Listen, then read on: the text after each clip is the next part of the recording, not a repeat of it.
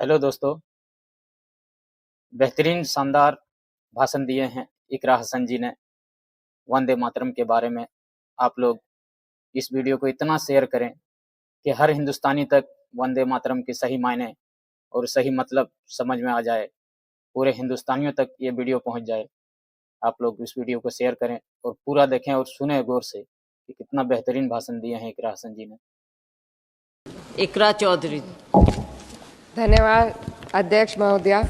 आज हमारे राष्ट्रगीत के 150 वर्ष पूरे होने पर हो रही महत्वपूर्ण चर्चा में गर्व के साथ एक भारतीय होने के नाते मैं अपने विचार रखना चाहती हूँ।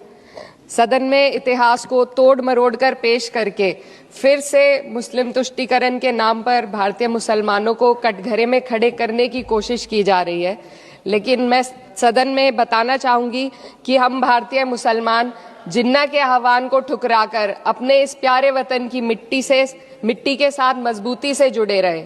हमने महात्मा गांधी, बाबा साहब डॉक्टर भीमराव अंबेडकर, रविंद्रनाथ टैगोर जी, सुभाष चंद्र बोस जी, मौलाना अबुल कलाम आज़ाद, अशफाक उल्लाह खां साहब के विचारों को अपनाया। हम भारतीय मुसलमान इंडियंस बाय चॉइस हैं, बाय चांस नहीं। वंदे मातरम के किन छंदों को राष्ट्रगीत के तौर पर अपनाया जाए, यह फैसला सर रविंद्रनाथ टैगोर और सुभाष चंद्र बोस जी जैसे नेताओं के परामर्श के बाद हुआ। क्या अब हम उन महान नायकों की समझ पर प्रश्न चिन्ह उठाएंगे? उन्हें देश को बांटने वाला और तुष्टीकरण करने वाला कहने का पाप करेंगे? उन महान हस्तियों ने वंदे मातरम के उन छंदों को अपनाया जिन्होंने देश के हर वर्ग, हर धर्म के मानने वालों को एक सूत्र में पिरोने का काम किया। और मैं एक घटना आप लोगों के सामने रखना चाहती हूँ।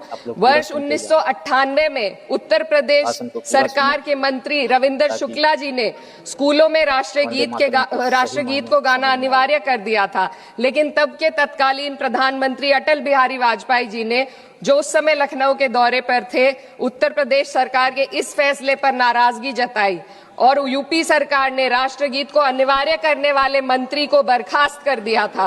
अब मैं सत्ता पक्ष से सवाल करना चाहूंगी।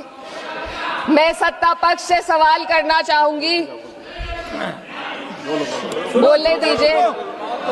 मैं सत्ता पक्ष से सवाल करना चाहूंगी कि जो विजन आजादी के समय के लोगों का था राष्ट्रगीत को स्वेच्छा पर छोड़ने का, उसी का अनुसरण माननीय अटल बिहारी वाजपेयी जी ने किया, तो क्या वे भी मुस्लिम तुष्टीकरण कर रहे थे?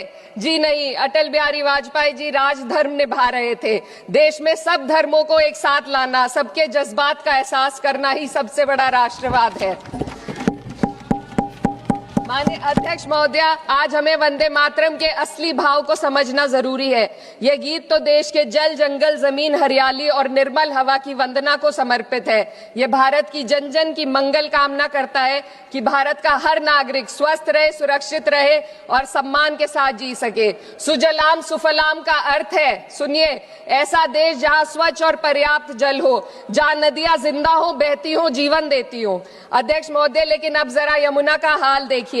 दिल्ली प्रदूषण नियंत्रण समिति की 2025 की रिपोर्ट बताती है कि यमुना के कई हिस्सों में बीओडी स्तर 127 mg पर लीटर है तक पहुंच चुका है, जबकि किसी जीवित नदी के लिए ये 3 mg पर लीटर से कम होना चाहिए। ये सिर्फ नदी का संकट नहीं है, ये किसान का संकट है। नमामि गंगे के नाम पर हजारों करोड़ रुपए खर्च हो गए, लेकिन सच्चाई ये है कि आज भी गंगा और यमुना के किनारे किसान मजबूरी में उसी जहरीली पानी से खेती कर रहा है। वही जहर अनाज में उतरता है और वही जहर किसान की जिंदगी को धीरे धीरे खत्म कर देता है। अध्यक्ष महोदय, जब पानी जहर हो जाएगा तो सुजलाम कैसे होगा? जब किसान बर्बाद होगा तो सुफलाम कैसे होगा? मलयज शीतलम, मलय का अर्थ है मलय पर्वत से बहने वाली ठंडी, सुगंधित, चंदन जैसी हवा जो जीवन देती है, बीमारी नहीं। आज मैं इस सदन से पूछना चाहती हूँ, क्या आज के भारत की हवा मलयज शीतलम है? नहीं अध्यक्ष जी, बस संसद से बाहर कदम रखिए, एक गहरी सांस लीजिए। ये चंदन की महक नहीं, ये जहर है जो आपके हमारे फेफड़ों में उतर रहा है। दुनिया के 20 सबसे प्रदूषित शहरों में से 13 भारत में है। दिल्ली की हवा में सांस लेना मानो रोज 20 सिगरेट पीने जैसा हो। भारत हर साल सर्दियों में जहरीली हवा के प्रकोप में घिर जाता है। AQI गंभीर स्तर पर आ जाता है। ठंडी हवा का सपना अब गैस चेंबर की हकीकत बन चुका है। हम वो देश हैं जहां सरकार प्रकृति पर बने गीत का मान मर्दन तो करती है, पर उसी प्रकृति, जंगल, हवा, पेड़ को बचाने वाले कानूनों को धीरे धीरे खुद ही खत्म कर रही है। ये है आज के हमारे मलयज शीतलम की अफसोसजनक सच्चाई। अगर हम हवा को साफ नहीं कर पाए तो न सुजलाम बचेगा न सुफलाम बचेगा। माननीय अध्यक्ष महोदया, सस्य श्यामलम का अर्थ है ऐसा देश जहां उपजाऊ जमीन हो, जहां खेत फसल से भरे हो और किसान कर्ज और निराशा में न डूबा हो। आज किसान सिर्फ मौसम से नहीं लड़ रहा, वह प्रदूषण, नीतियों की बेरुखी और सिस्टम की नाइंसाफी से लड़ रहा है। एक तरफ कॉर्पोरेट के लोन माफ होते हैं, दूसरी तरफ किसान को उसकी वाजिब MSP भी नहीं मिल पाती है। आप ग्लोबल सुपर पावर बनने की बात करते हैं, लेकिन हमारी पर कैपिटा इनकम दुनिया में 136वें नंबर पर है।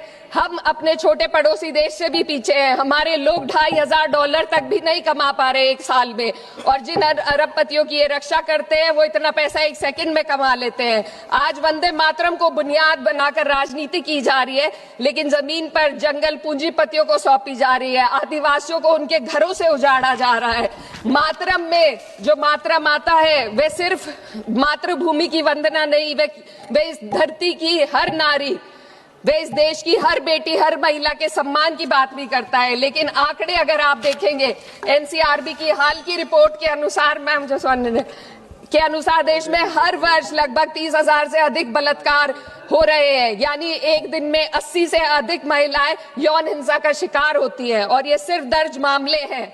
जब जम्मू कश्मीर की एक बच्ची हिंसक अत्याचार का शिकार होती है, जब सत्ता से जुड़े लोगों पर आरोप लगते हैं और कार्रवाई वर्षों लटक जाती है, जब उन्नाव की पीड़िता लखनऊ के दरबार में इंसाफ को लेकर अपनी जान देने पर आमादा होती है, जब बिल्किस बानो के अपराधियों का सरकार के लोग द्वारा स्वागत किया जाता है, तो ये घटनाएं वंदे मातरम की आत्मा पर चोट पहुंचाती है। मैं अध्यक्ष महोदया बस यही कहना चाहती हूँ अपनी बात को अंत में रखते हुए कि वंदे मातरम सिर्फ अतीत की ललकार नहीं, ये वर्तमान की जिम्मेदारी है। ये आत्म मंथन की घड़ी है। यही समय है कि हम वंदे मातरम को सिर्फ नारा नहीं, नीति और जिम्मेदारी बनाए। और अपने जज्बात को मैं आलमा इकबाल साहब के तराना हिंद के साथ इस सदन में रखना चाहती हूँ कि सारे जहां से अच्छा हिंदुस्तान हमारा, हम बुलबुले हैं इसके, ये गुलसिता हमारा, मजहब नहीं सिखाता आपस में बैर रखना, हिंदी है हम, वतन है हिंदुस्तान हमारा। श्रीमती लवली आनंद,